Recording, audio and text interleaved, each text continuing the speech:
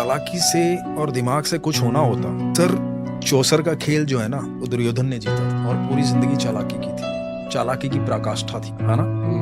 18 दिन लगे सर, सिर्फ 18 दिन इतिहास पलटने, नामो निशान खत्म हो गया। क्योंकि इधर जो व्यक्ति था ना वो सरलता से चल रहा था, साधारण तरीके से चल रहा था, विश्वास से चल रहा था, अपना कर्म ईमानदारी से कर रहा था, जो उसके हिस्से आया था वो अर्जुन था सर। वो इतना अच्छा इंसान था सर।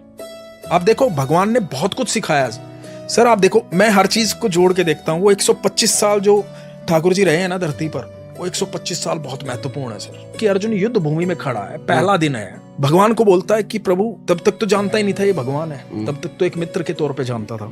बोले कि माधव मध्य में ले चलो, मध्य में चले गए, क्योंकि सारथी थे कृष्ण, जहां कहते वहां लेके जाना था।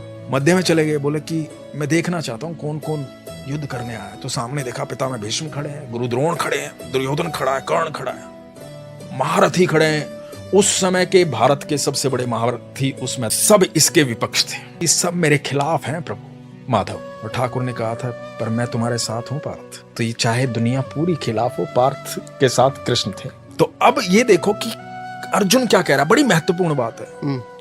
अर्जुन कह रहा है कि माधव वापस चलो, मुझे युद्ध नहीं करना। जिस आदमी को जिंदगी भर त्रास दिया गया, जिंदगी भर तकलीफें दी गई, एक राजा का बेटा होते हुए जिंदगी भर जंगलों में अपनी माँ के साथ, अपनी पत्नी के साथ भटका है, बार बार अपमानित किया गया, जिसकी पत्नी को भरी सभा के अंदर चीर हरण करने का प्रयास किया गया, ये वो लोग सामने खड़े हैं जिन्होंने इतना पाप किया है, पूरी जिंदगी नरक बना के रखी है अर्जुन की। उनके प्रति भी अर्जुन क्या कहता है कि प्रभु मुझे युद्ध नहीं करना, ये अपने हैं, इनको मारने के बाद यदि तीनों लोगों का साम्राज्य भी मुझे मिल गया तो कोई फायदा नहीं है प्रभु, वापस चलो। सर जिस दिन आप इतने सरल हो जाओगे ना, उस दिन आपका रथ